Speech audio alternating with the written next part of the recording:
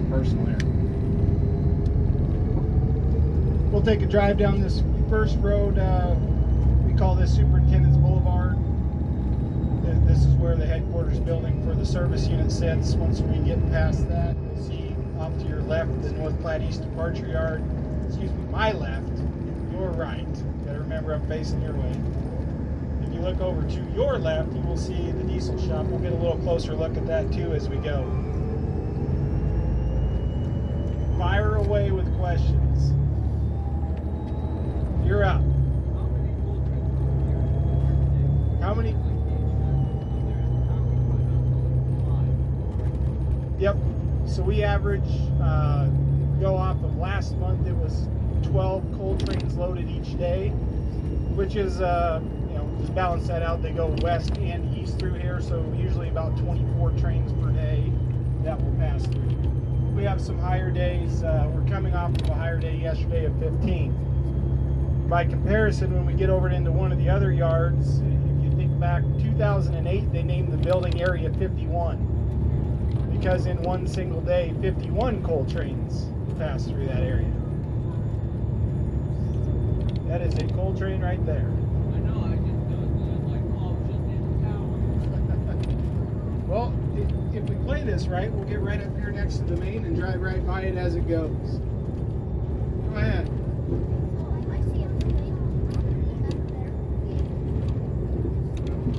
How many diesel engines are in this yard? So right now today, actually I just pulled this one right before we came out here. Right now there are 132 engines in this yard to go and pull freight.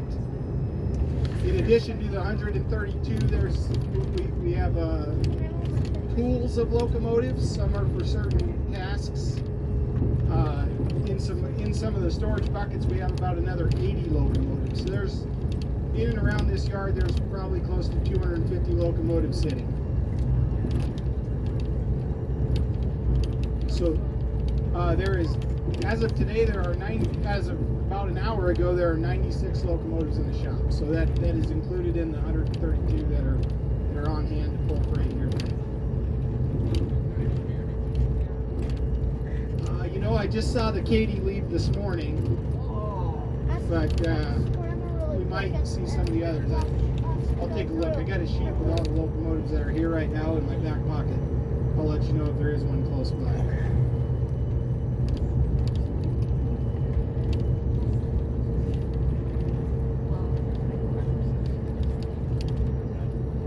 Oh, a heritage locomotive. Good question. So the question was, are there any heritage locomotives in town today? So Union Pacific has, through the great heritage of the railroad, has made many mergers and acquisitions. Don't ask me to recite them all off the top of my head, but we have taken from each of the railroads that Union Pacific has merged with, and we have created a heritage fleet of locomotives. Inside of those, we have one for each of the railroads that we have merged with through the years. And then there's some other ones. A couple years back, we had the 4141 out here for President George Bush that was used at his funeral. That one's now at the Texas A&M there at the George Bush Library. We've got one for the employees. We've got one for our veterans. Quite a few different makes, models, colors, wraps, schemes of the locomotives. The Katy locomotive is which one's the Katy there, Wade? That's the, yeah. It was the merger with what? The Kansas and... Yeah, Missouri, Kansas, and Topeka. Yep. Those are all the EMD SD70A style locomotives. When they first came out with those, the EMD SD70As, I was working inside of a diesel shop. Every one of them came with a golden reverser. It was pretty cool. If you can stumble across one of those, they're a pretty neat keepsake. The 4014 will be coming through Bailey at the end of this month. Yep, it'll be set up right over there, where actually if you go up in the tower, you'll be able to see it down by the diesel shop. All right, to your left, my right, this is the North Platte East Departure Yard. This is the last stop of the North Platte East Hump. The North Platte East Hump is an inline hump. That means everything is all in line. The receiving yard right to the bowl, which is the classification yard, to the departure yard, which is where the cars are trimmed out, built into a train, and then they depart. If you look to your right, this is a coal train. A loaded coal train. This train here is, because I have the coal line, I can tell you that the UCEX cars are privately owned by a utility down by St. Louis, Missouri called West Labadie. This train cycles in up and through the Powder River Basin. Actually, West Labadie is one of our largest customers and set counts when it comes to the coal trains. This one here is I'm going to presume a 150 car train. We might see if this is a combo coal train.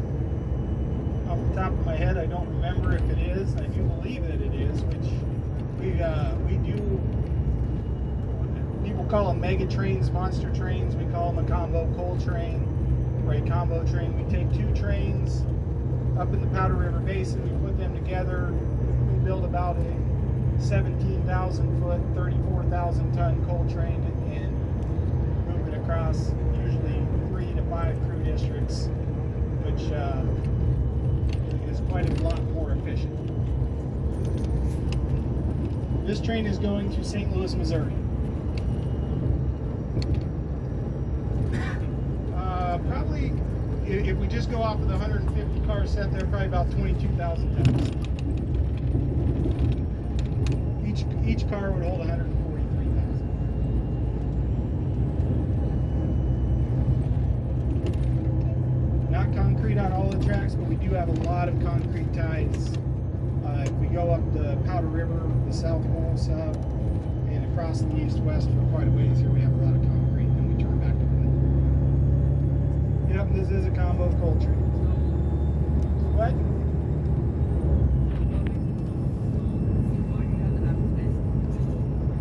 Okay, so those engines in the middle are for horsepower, right? Tractive effort. So that's probably, I'm spitballing here, I'm going to say probably 32,000 tons. So there's engines on the head end, there's engines in the middle, there's engines on the rear. The engineer and conductor sit on the head of the train. Those in the middle and these on the rear, those are all radio controlled. So they link them up. It's a radio link. Anybody here have fun with circuits and that type of thing? So it's the radio signal converted to electricity, which drives different relays and those type of things. And the lead locomotive consist then controls the back consists, which are called remote consists. There's mid DPs and then there's the rear DPs. Each of them has a controlling unit. The others just follow along off the commands of those through a 32-pin MU circuit that tells it what it's requested and what it's supposed to do.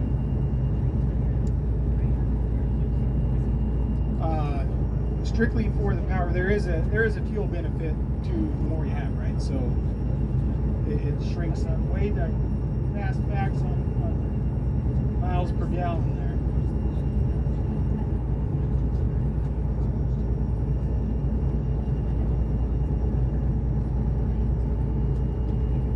There you go. About 500 miles per gallon of fuel on a freight train. So think about what that allows us to do. Anybody here travel the interstate? Yeah, pretty jam-packed with trucks. It's pretty entertaining. Two of my brothers own their own trucking companies. I'm a railroader. We have lots of lively discussions about how the freight should be moved. That coal cane, actually I do on that one there. So the head portion of that was from North Antelope Mine. It's a Peabody company. It's in the Powder River Basin up by Gillette, Wyoming. So there's 7 major mines up there that we still that are still in business that provide the coal for us. They are North Antelope, North Rochelle are the same companies, just 2 different mines, 2 different pits. There's a Black Thunder mine, a West Thunder mine, a Caballo mine, a Bel Air mine, a Coal Creek mine, and a Cordero mine. So if you look over to your left, you'll see the East Mini Rib. RIP stands for repair in place. Union Pacific has funny names for repair tracks. We call it one spots. It's not a common name. That is what would be like an expediter track. So that is like medium bad order repairs of freight cars. They'll usually turn out about 13 repaired cars each day that we then put right back out to the customer. Some of the fastest cycle times for repaired bad orders happens right there at East Mini, directly off of that East Hump. Straight ahead of us here, you'll see those are a mother slug set. So the mother is the power, the slug is for the weight and tractive effort. Those are used for humping. They are RCL engines controlled by a person running a box. Anybody likes remote controls? There's nobody in those two engines. They might ride around on them, but they're running them from a box. So they have to stay out in front and protect the movements, but they can be in a lot of different locations. If you look over to your right, this is the North Platte West Hump. This is the higher volume of the two humps. As you can see here, I said the East Hump's an inline. This is a side-by-side. So right here where we see these RCL engines, that is the receiving yard. That's where the trains come into North Platte Yard and they stop, and it's what's called a termination. They then pull them, they get inspected, they pull them back here on what's called a pullback. Once they go up the pullback, then they shove them back to the crest of the hill, which is the hump. They hump them into a bowl. Then they'll go down to the other end. They will start trimming the cars out. They trim them out another pullback, and then they shove them back into the departure yard. So it's receiving yard, hump, classification yard, departure yard. Whereas on the east side, it's all in one line. Yes, sir.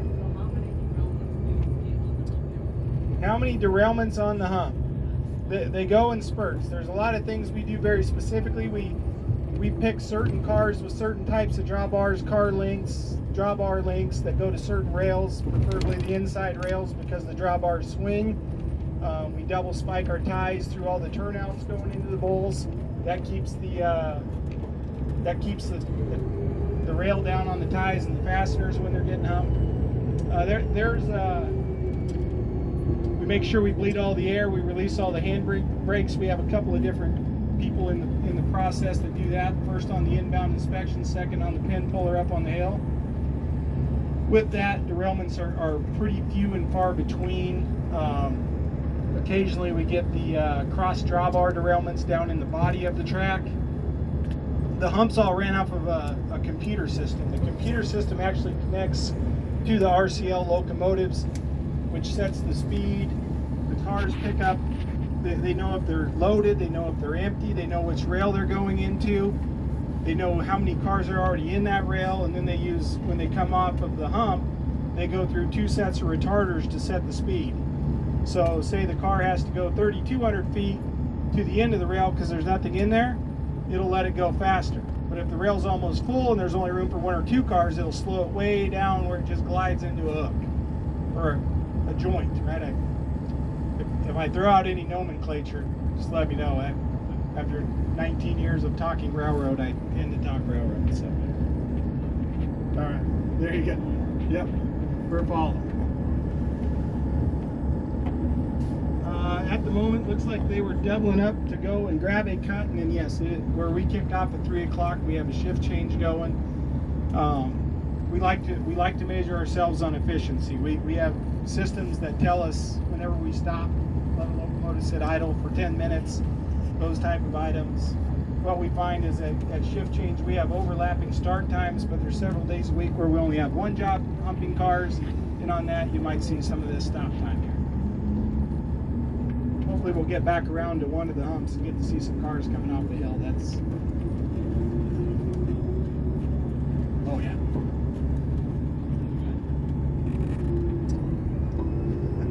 Yes. Yeah, you do not want to work down here without good hearing protection. It is, actually whenever I'm hanging out on the humps, I wear earmuffs. It is that loud. Anybody here live in North Platte? You hear it? Oh yeah. I've been in North Platte since 2016. Took another job over in Omaha where I oversaw the mechanical department for the northern region before I moved back here into the role I'm in now. After 4 years of living here, I didn't notice the retarders. After moving away and coming back, I heard them all night long. What's that? Uh-huh. Oh, yes.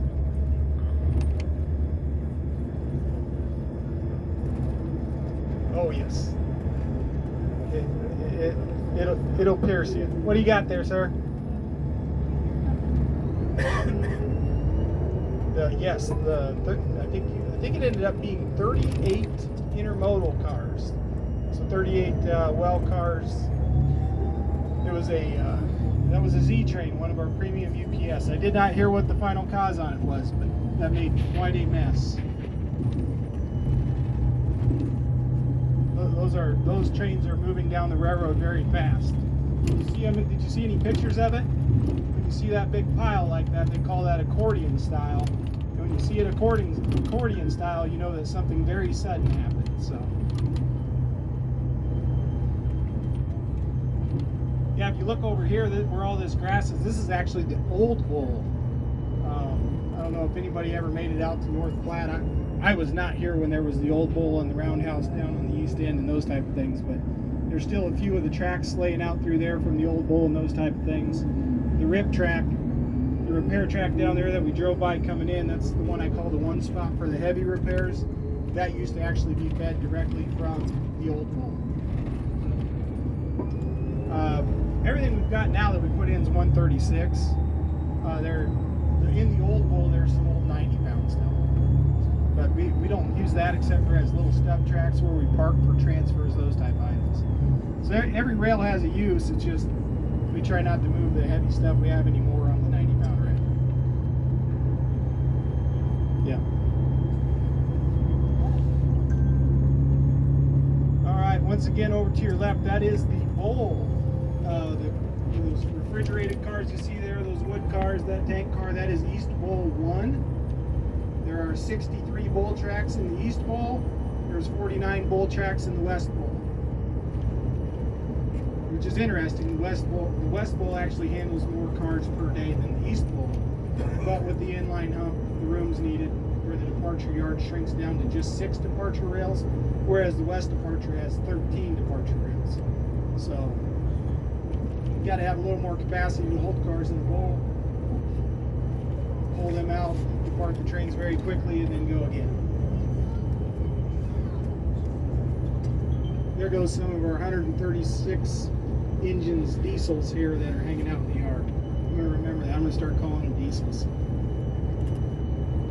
There we go. Looks like we're pulling some pins up on the east hump.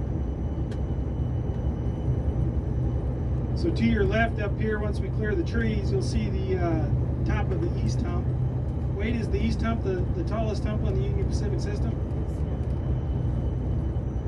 Well, Wade says the tallest hump in North America. So the crest of the hill is actually the highest.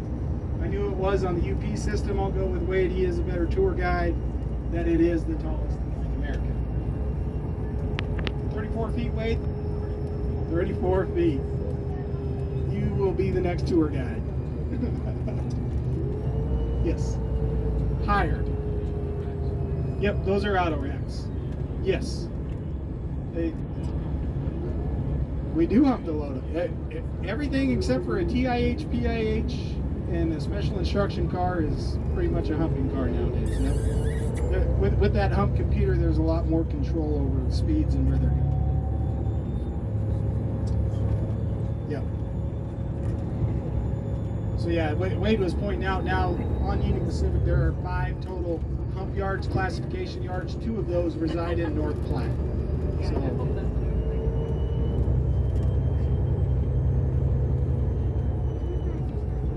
So there they are. Those empties are destined to Chicago. Manually. So there's a person, we can't see him, he's on the other side. But he has a board he watches that gives him the last 3 numbers of the car and how many cars go together. He just walks back and forth pulling pins.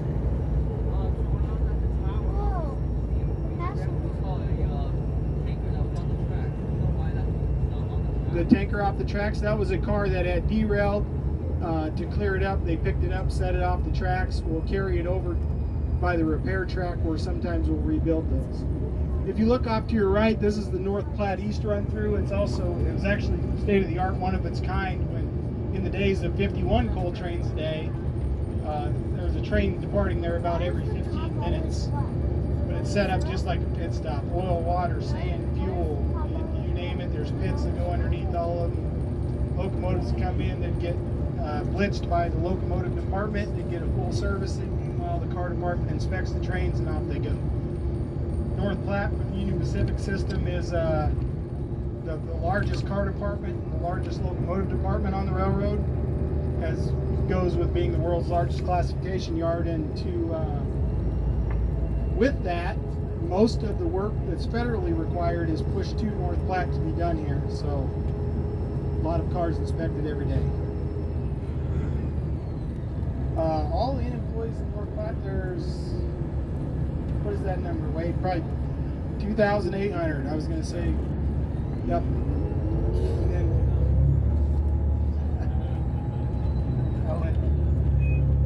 that's the bureaucracy that we live in. So the question was, how many total employees inside of North Platte? And it's 2,800.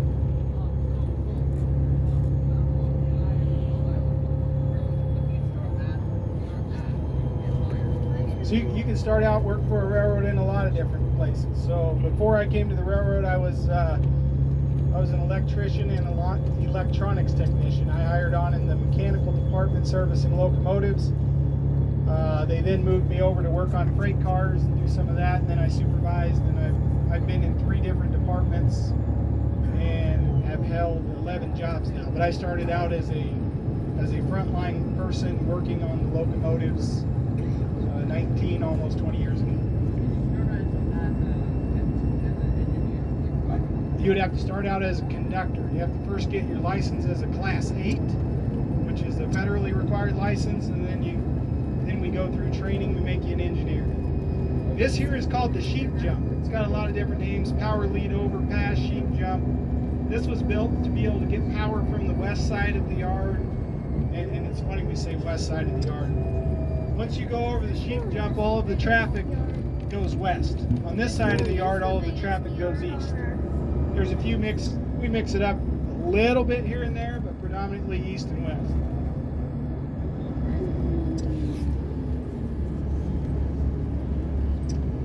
This is the best view on the railroad.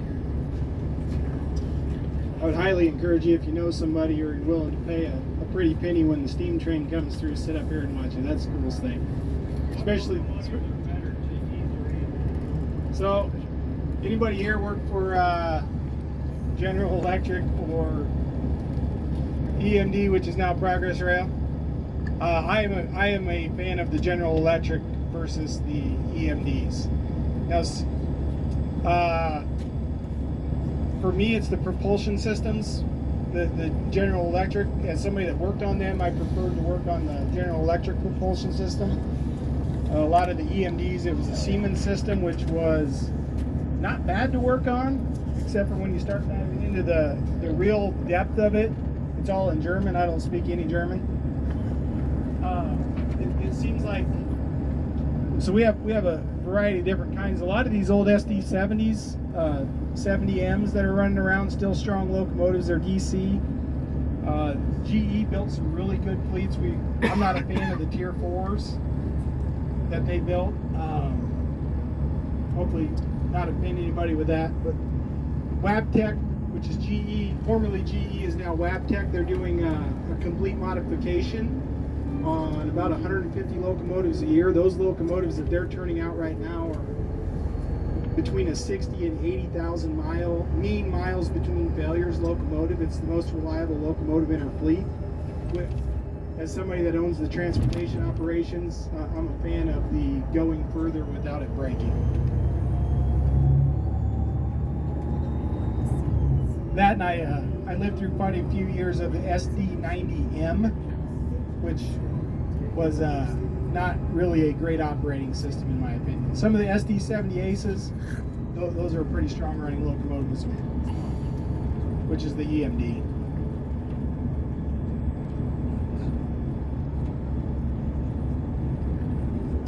Yep, we get over to this side. This is called the West Run Through. Interesting. North Platte was really kind of the epicenter of coal going up to the Powder River. As coal has slowed down, we still depart that 15 or so, 12 to 15 coal trains a day. We've also moved in quite a bit of intermodal. So you'll see some stackers over here. There's actually 2 flat switching intermodal yards inside of North Platte. North Platte, which is probably one of the more interesting facts, is the 6th largest intermodal departing facility on the Union Pacific Railroad. So if you think about where intermodal cars start and where they go, it's interesting to have a place in the middle of America be the 6th largest on the system. It's even larger than some of the dock locations. Reason being is we take a lot of the trains and the traffic and we chop it up and we make new trains kind of as a middle point melting pot of intermodal cars. So intermodal cars would be containers on flat cars.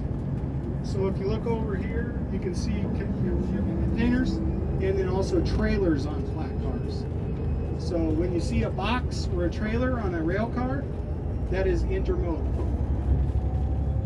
All kinds of interesting things moving in intermodal anymore. There's actually some customers that fill up containers with alfalfa and ship their alfalfa that way.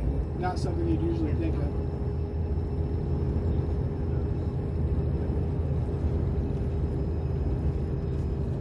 Some more of the West Run Through here. We'll go back by and we'll see the actual, we call it here in North Platte, we call it the Big Shop and the West Shop. This area over here where you see the locomotives off to your left, this is what we call the Little Shop. And then it's also got a servicing facility, service center, where we fuel, sand, oil, water locomotives. Also perform repairs there. Usually release about 8 locomotives a day off of this shop, while the Big Shop releases right around 30. So it's a goal of releasing 40 locomotives from a broke status or an inspection status to a ready to pull freight status. There's a caboose or a way car over here to your left. That there, we use those as a blizzard bus. So when they close down the roads and you cannot get a vehicle out on the roads, we put locomotives on either side of it, make them double-ended, one facing each way, and we run that up and down the rails. We take crews to trains, take crews off trains, and that way we can keep everything moving even when the roads are closed. Cabooses are not used anymore as the number of people in a train crew has reduced. So the distributed power capability, the technology that advanced to be able to put an engine on the rear, so you can control things from the rear of the train versus just having somebody back there to help control, mostly through the distributed power. With that advancement in technology, the size of a train crew is reduced from 5 to 3 to now where it's a 2-person crew. So Area 51, I think I gave that one away. This was named back in 2008 with 51 coal trains each day going through here.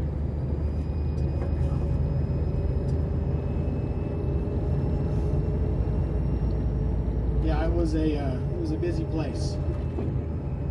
Yeah, there's 19 rails over here. You had a crew on duty about every 30 minutes. And a train departing, it was one after the other after the other. Yep.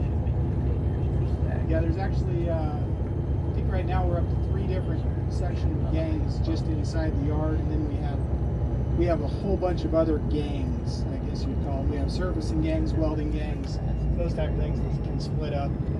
You see a little bit, there's a couple messes going on over here right now. We're installing we started about a month ago installing 30,000 new ties inside this yard. So,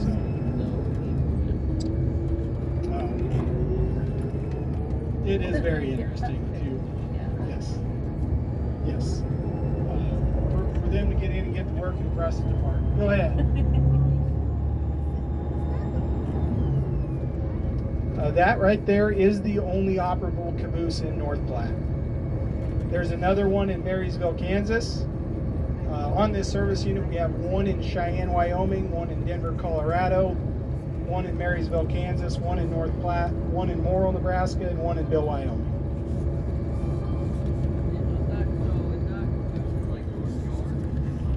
What was that? Yep, it is in North Yard in Denver. It would be on the, think my directions here. I used to cover Denver some. It would be down there by the old material yard, which they redid, the storage yard. It used to sit down there. Yep, to the north side of the rip track there. One right here, and then I'm coming to you.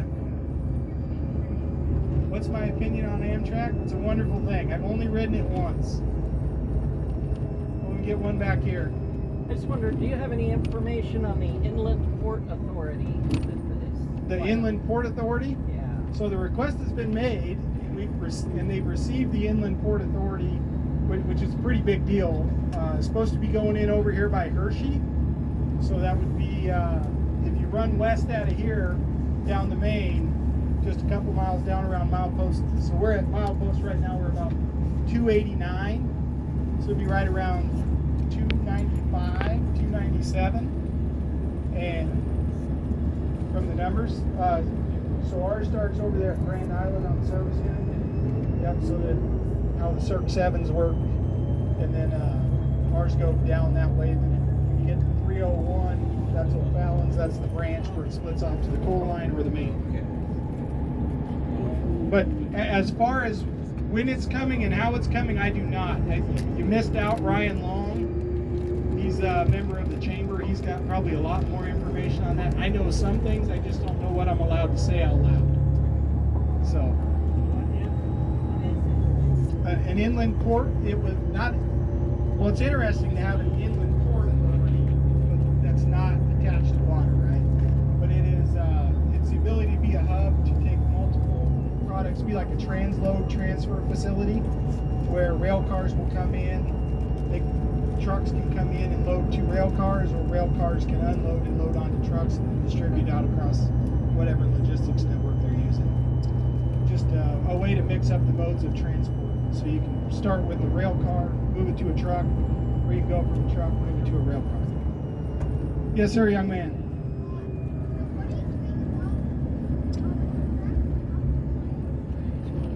Okay. Oh, wow.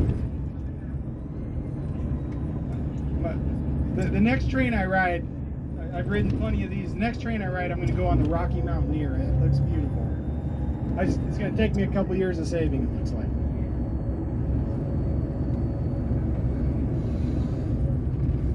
So we do have some drainage issues, yes. Now I have, in the time I've been here, I've not seen it flood, but when we get heavy rains and consecutive, we actually have about 5 different tracks that we have to bring pumps in and pump trucks to pump the water out, because it does actually go up over the ramp. Keeping the drains open is a full-time job.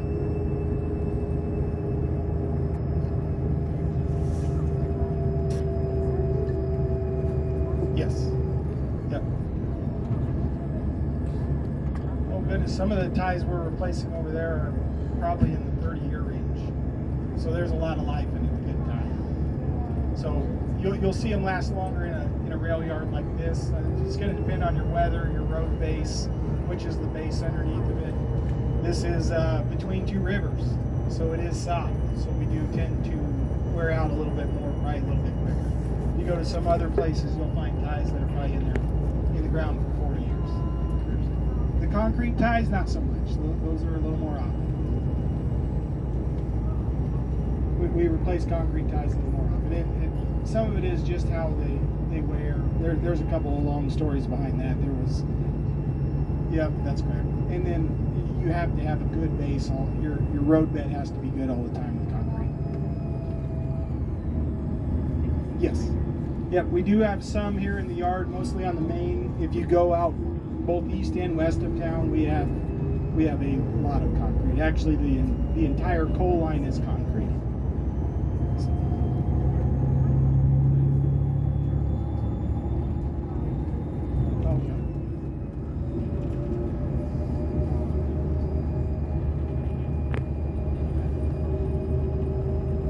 some of these locomotives here, these are some of the stored locomotives I talked about. I think when you ask how many diesels are running, this is a part of that large group that's in a storage status. We keep those as like, I guess you would call it a surge inventory, so that if there's service interruption or those type of things, where things slow down, we're able to plug locomotives right back in to bridge the gap, keep things moving. Go ahead.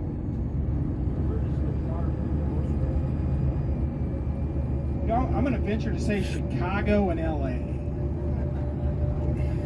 Oh yeah.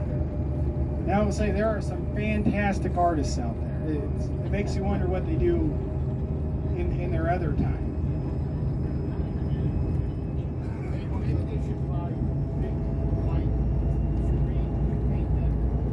Yes. I've even suggested we just like take some of these covered hoppers, these solid gray cars, and if we put them into storage for a customer, just park them somewhere where they notoriously get tagged, leave a bunch of paint out and decorate the cars. Yeah. There's.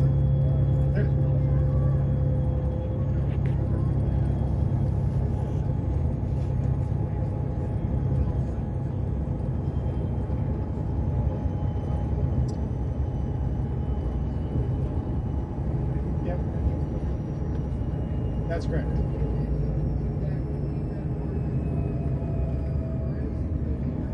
Yeah, it seems like on a lot of them, if the identifying marks are still there, it gets left. There's looking at those auto racks, there is an auto rack running around this system. I swear I see it about every third week with Homer Simpson laying down on it. It's, yeah, full length of the car. It is the full length of the car. It cycles back across this east-west pretty regular.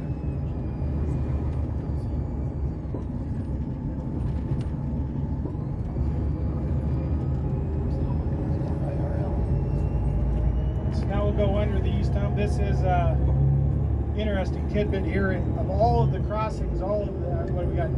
How many miles of rail inside of here? 397 miles of rail, 900 and some switches. Lots of crossings. This is the only signaled crossing that requires you to stop if the lights are flashing inside the yard. Go ahead.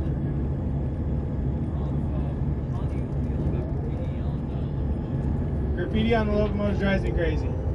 I'm not a fan of graffiti on locomotives. I don't condone graffiti on cars either. There is some cool art on them. The locomotives, for me, that's a kind of a source of pride with the company. I like to see us when we have the nice, beautiful yellow locomotives with the beautiful flag flying. Nothing else on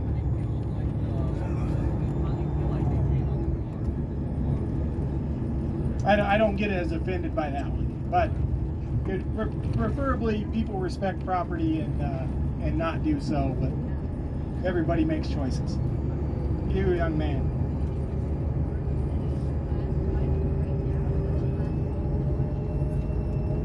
Well, I hear Florida's pretty nice. So I don't know if I'm allowed to say that one out loud. You know, I really would have thought the Union Pacific and the Kansas City Southern would have made a great network. As far as a railroad perspective, it would have been fantastic. I don't think anybody in the government would allow Union Pacific to merge with another Class 1 railroad. My preference would be the CSX though, because I would love to go hang out in Florida.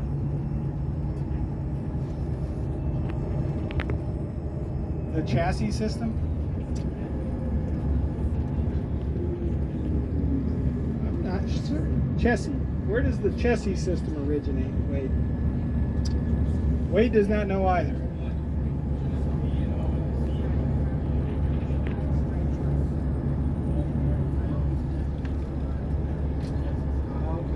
It may well have been. I'm not certain.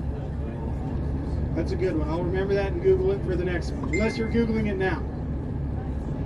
All right. So here, maybe we'll get to see them release those last autos. Or did they already let go of them? They let go.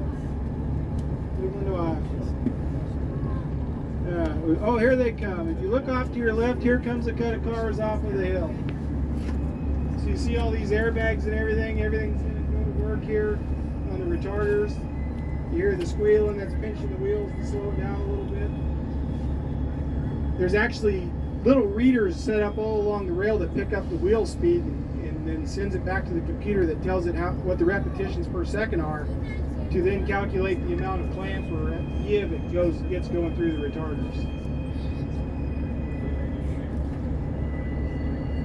Way back when somebody had to ride the handbrakes, I have not been around. When did they stop riding the handbrakes?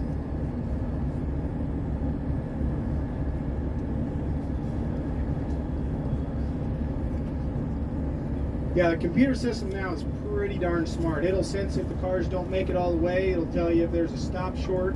It gives an alarm. There's a yard controller that sits in the tower. They'll acknowledge the alarms. They have to visually confirm and do certain things. It'll clamp the cars up and stop them. We call it a catch up. Keep them from going in and cornering each other. Or if they're coming off the hill pretty hot, they'll slow them down just because it recognizes where other cars are in the system. You see all that rock, and up top there, we're actually building it in to do a full diamond replacement on the east hump. But something that used to take it would probably be like a 4-day deal. They're going to take a 20-hour curfew, start to finish, replace the entire thing. It'll actually be a pretty wild engineering marvel when they get it accomplished. Go ahead. What do you do if a car doesn't go far enough, if it stops?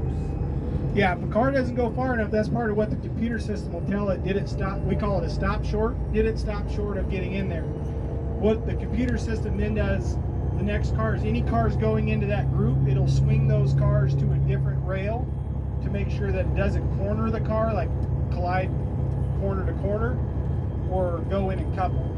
Sometimes you can force a car into there as long as you've confirmed that it's not hanging out with a risk for cornering, and you can drop another car in there to couple up and give it a little more speed and go.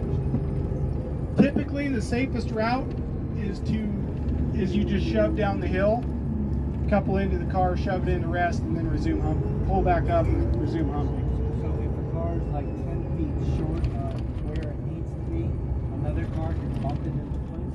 Yep, if it stops short and we know it's in the clear, like there will not be any cornering or derailment risk, we can release another car into it, open the retarders a little bit, manually control them, and allow it to have enough speed to couple in, and then finish the two there. It is a little bit of an art. Every so often somebody tries it and they're not good at it and they shouldn't do it, and we go pick up cars. But you would not want me to try that one. But not my wheelhouse of expertise. So yeah, they're going down now. So they finished humping off their cut or classifying there. They're going to run down. That's probably what they're going to do, is to couple up some cars that probably did not go all the way to where they're supposed to be. Once you start filling up the rails, they slow them down, and that's when you start to see them stopping short. And then when they finish off like that, they'll go down into the bowl, couple the cars, make sure everything's shoved in, enough room, and then proceed back up the hill to the other side and start humping again. Yep. So we have a hump crew that humps the cars. Sometimes they'll end up down in the bowl coupling. On the other end, there's a trim crew. So that trim crew is going track to track to track, getting all the different cars in their block for the departing train to its destination.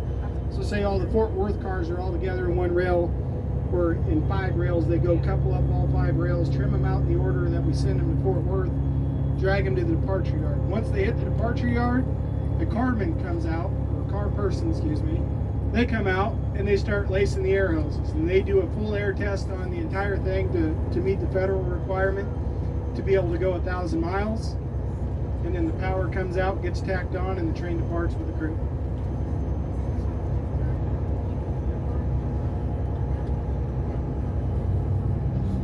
Yep, just running in. So nope, don't need a person. The trim end is where they go in and they get all the cars together and they go out and build the train. So if you think about a receiving yard, the inbound train comes in, and a manifest train will have cars for 10 different locations on the system. So then it goes over the hill, and the hump sorts them out into all of their different destinations. The trim end then is on the other end, and they come in, they start coupling rails, for each destination, and they pull them out to the other end. But everything couples. When they pull a pin, it leaves one of the knuckles open.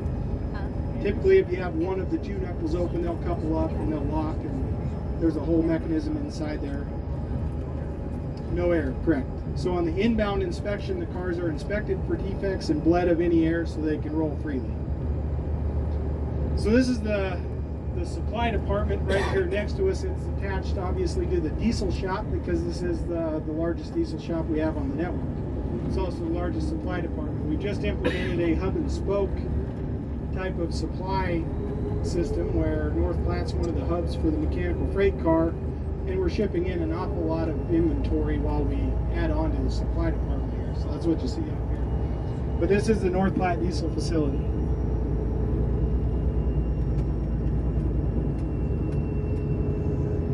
They turn out around 40 locomotives each day from repairs or periodic inspections. Yes, sir. Yes. Union Pacific's new paint scheme, I love it. I was one of the vocal people about not having the flag back by the engine department, and I like the fact that we moved it up onto the front where it's less likely to get damaged. Yep.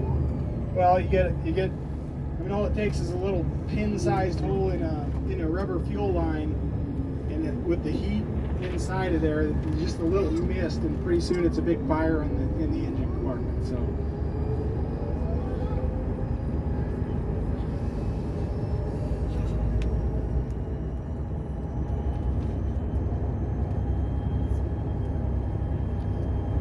We will work on some. So there is the question was, you've seen some other, we call them foreign carrier, but like a CSX, a BN, some different class 1 railroad locomotives here, and she asked if we work on them.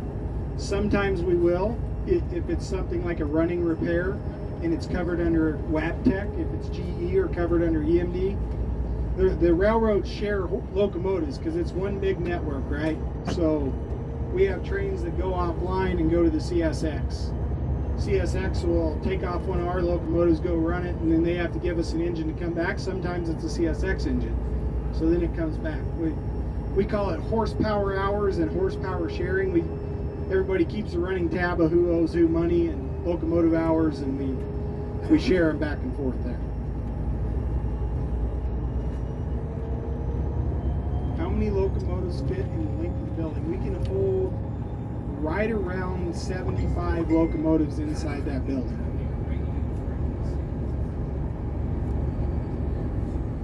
Oh, on a single track in there, if you go to the longest tracks, which are over here on the north side, then you can hold 16 locomotives inside on one route.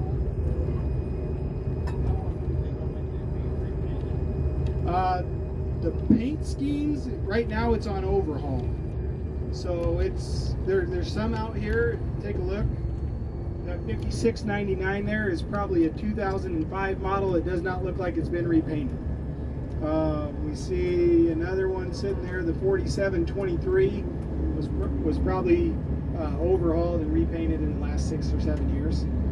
So a lot of it depends on the timeline of repairs, and then is there damage to it.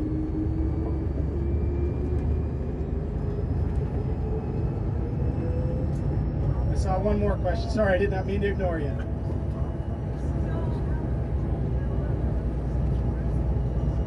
Yep, so we do still, so North Platte, as large as it was, we used to have over here in the superintendent building what we called the Bailey Command Center.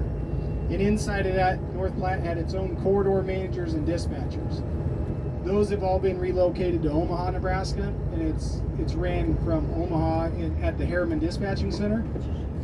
Each yard, though, when we go by the East Hump, they have 2 command centers, one for the hump end, one for the trim end, with a person in that tower 24/7 observing everything, controlling everything.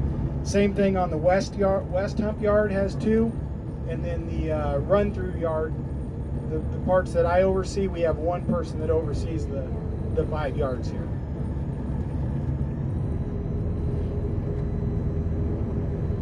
You bet. You bet. Well, I appreciate everybody's time. Hopefully it was a good tour. You got to see something Thank cool. you. Good deal. Good deal.